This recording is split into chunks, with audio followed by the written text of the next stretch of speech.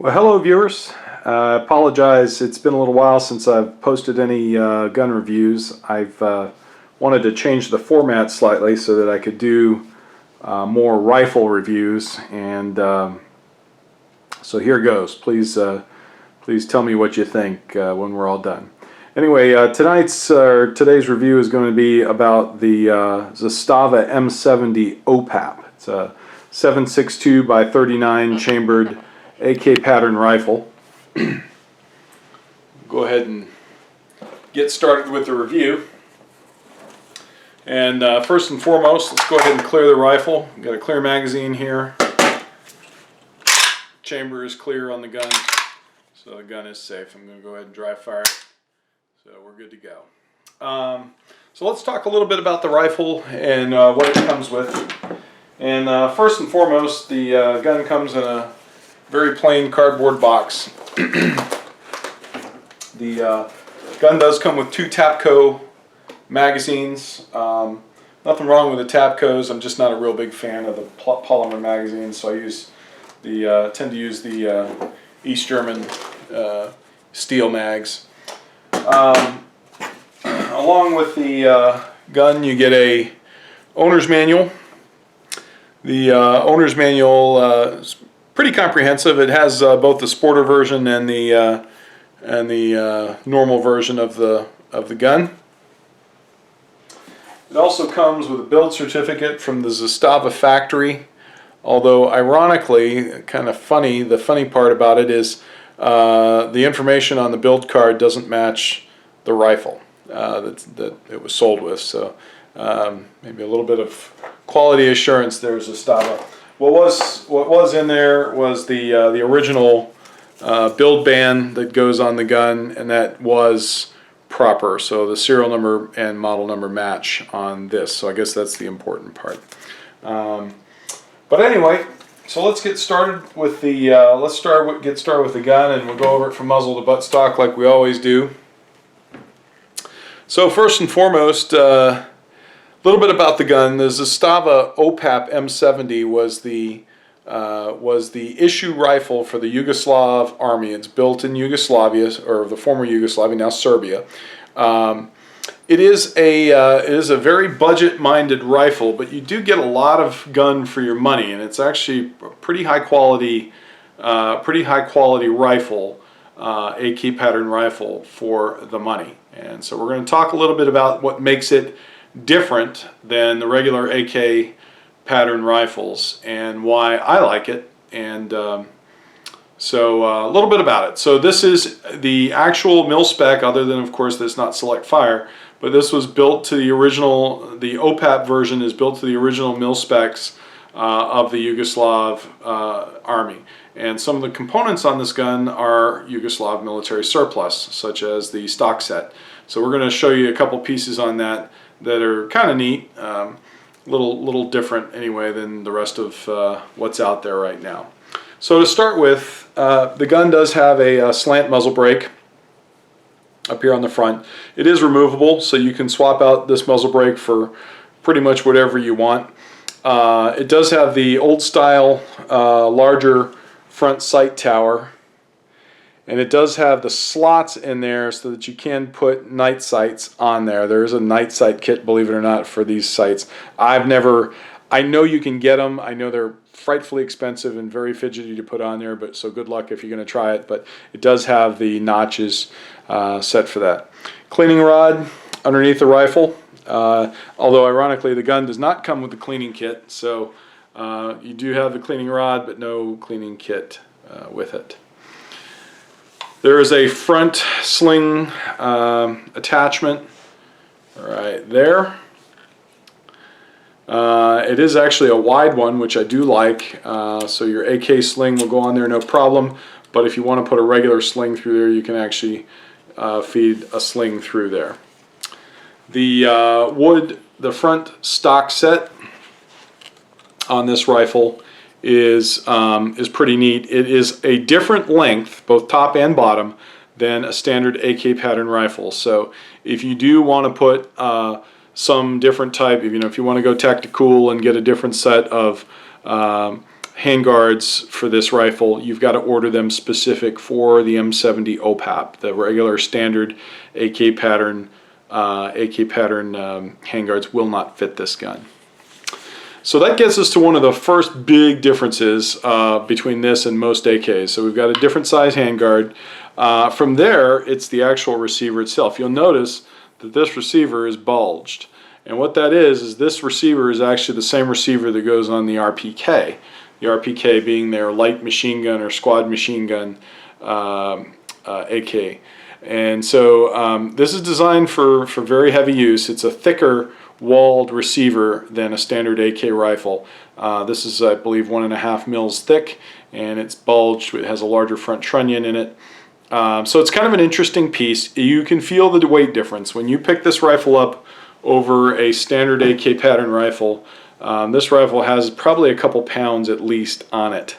And so it's, I think a standard AK is somewhere in the 8-pound range. This is probably every bit of 10 pounds as it sits. The neat part about it, though, is it is overbuilt for what you're going to be using it for. So it is a very robust rifle. Standard set of AK sights on there. The one big difference, I don't know if you can see that or not, they are machined, and they're pretty nicely done compared to your standard AK. I've seen some AK sights that look pretty rough, but these are fairly nicely machined, well done. The bolt and bolt carrier. It's like a little awkward to do on camera. Bolt and bolt carrier on this rifle are very nice. The action is smooth, and I'll say that now. The action is smooth and has been trouble-free so far. The rifle feeds just about anything I've tried to put through it, so from the very, very cheapest to the very, very cheaper than that. And it has fed all of it flawlessly. The rivets on the gun are very well done, with the exception of one. This one right here has got a little bit of a dimple in it. Although I was watching another reviewer on YouTube, and his gun actually had the exact same thing. So I don't know if that is by design or if they're all bad, but like I said, functionally I've had absolutely no issue with the rifle, and the rifle is straight as an arrow, which is again something else that in this price range, oftentimes, actually frankly lately, I've seen some real expensive AK rifles from Arsenal and whatnot that have front sights that look like you could shoot around a corner with them, and this one is very, very straight. The sights were dead on. They're centered on the gun, and the gun was dead on paper right out of the box. I didn't have to adjust the sights at all. So good job to Zastava and Century for doing that.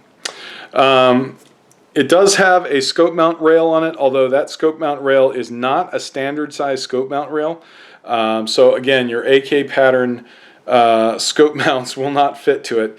I have looked around for a Zastava M70 scope mount rail, and I have yet to find one that fits. So I'm still on the hunt. If I do find one, I will let you guys know. But so that's been a little frustrating because it does have the rail on there, and it does certainly add the weight to it. But you can't mount a scope to the gun so far, or even a red dot or anything like that. At least not in the traditional way. Very heavy duty dust cover. I believe it's an RPK or RPK thickness dust cover as well.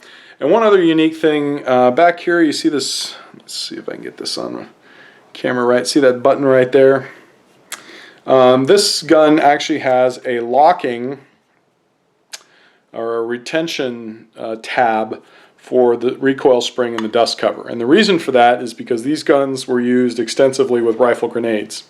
And when you fired a rifle grenade, oftentimes the blowback would cause the dust cover to come off, or even the recoil spring to come off. So this one has a retention spring or retention device on there to keep that. It adds one little step during the disassembly of the gun, and if you don't know it's there the first time you try to take this thing apart, it will infuriate you.